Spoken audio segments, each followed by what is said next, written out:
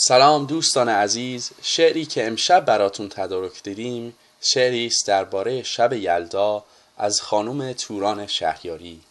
این شعر در چندین باب شب یلدا رو شرح میده و سابقه تاریخی این شب خجسته رو وصف میکنه. اول ریشه کلمه یلدا رو که از ولادت و زندگی یافتن باشه رو عنوان میکنه. بعد حاصل شدن نبرد سیاه و سپید، نبرد خوبی و بدی در رنگ سرخ خونین شب یلدا رو بیان میکنه. بعد سفره یلدا رو به تصویر میکشونه با میوه هایش و بعد از آن در آخر حلقه ازدواج و وفا رو به حلقه سرخ خورشید تشبیه میکنه.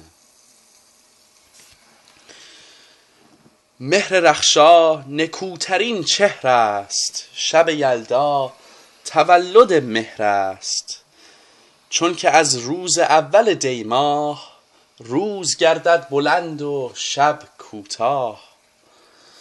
این همایون شب خیال انگیز، هست در آخرین شب پاییز. لفظ یلدا اگرچه سریانی است، شب مهر آفرین ایرانی است. به دری معنیش بود زادن، زندگانی به دیگری دادن. این شب تیره و بلند و دراز، صدفی هست پر ز گوهر راز. همچو تاریخ ما کهنسال است، مهر و شادی و جذبه و حال است. در طلوع و غروب رنگ سپهر، می شود سرخ رنگ مکتب مهر. صبح و شب چون سیه خورد به سپید، رنگ قرمز بیاورند پدید. آن سپید و سیاه رازآلود، بوده و هست و باز خواهد بود. این دو در روزگار سرمدی اند، خود نمادی ز خوبی و بدی اند. تا جهان است نیک و بد هستند، این دو همزاد تا ابد هستند. زان که از روز خلقت عالم، هر دو گوهر پدید شد با هم. که از آغاز در ستیز بودند، سخت در جنگ و در گریز بودند. گاه شب آید و زمانی روز، گاه آن گاه این شود پیروز. سرخ رنگیست زین نبرد و ستیز، که در آیین مهر هست عزیز. خان یلدا که خان ایرانی است، این شب آماده بهر میهمانی است.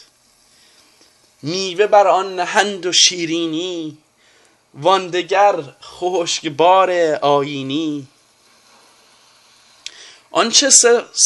آنچه سنت بود در این شب تار، خوردن هندوانه هست و انار.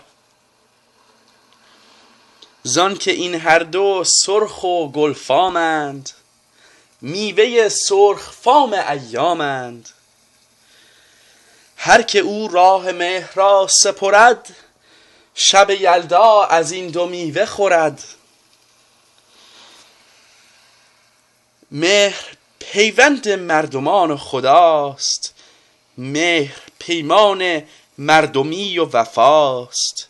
مهر نیرو و نور و آزادی است، مهر پاکی و نیکی و شادی است.